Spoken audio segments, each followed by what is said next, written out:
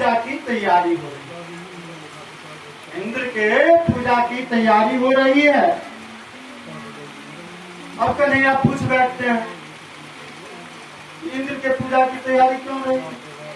इंद्र कौन है? क्यों इंद्र की पूजा होती है?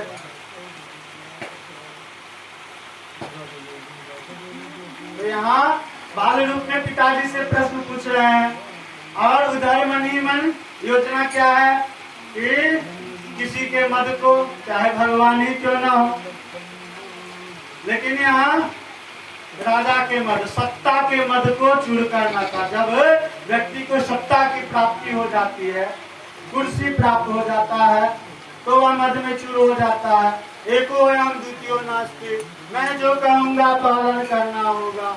तो इंद्र को घमंड, मेरी पूजा होनी चाहिए, तो इंद्र के घमंड को चूर करना है। ये योजना तो उनके मस्तिष्क में चल रही है। और इधर बाल रूप में पिताजी से, नंद बाबा से प्रश्न कर रहे हैं बाल सुलभ रूप में कि बाबा इंद्र की पूजा क्यों होगी?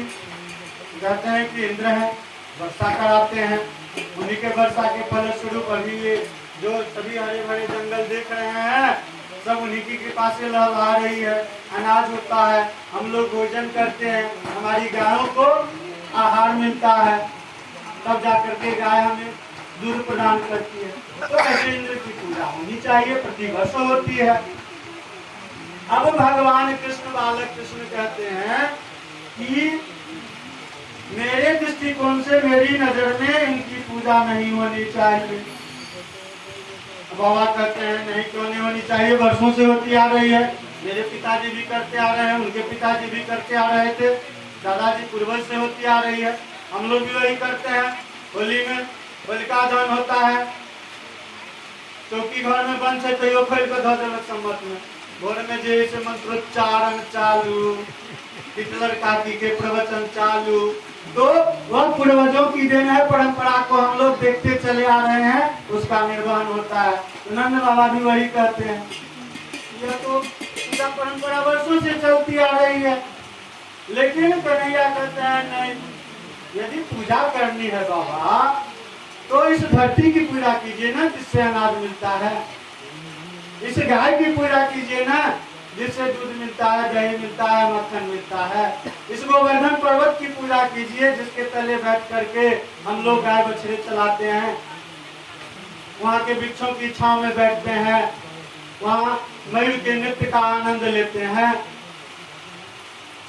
इस इंद्र की पूजा का कोई औचित्य नहीं।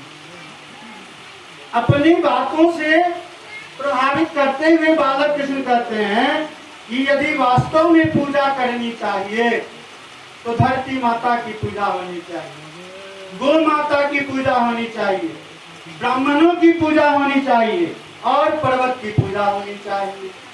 अब नंद बाबा का दिमाग पूरी तरह से चकरा गया और बालक कृष्ण के बातों से प्रभावित हो गए और कहे कि ठीक है, चलो तुम कहते हो तो गिरिराज गोवर्धन की ही पूजा होगी। अब गिरिराज गोवर्धन की पूजा की तैयारी हो जाती है। आपके गोवर्धन की क्या स्थिति है सोनू जी? भजन करिए।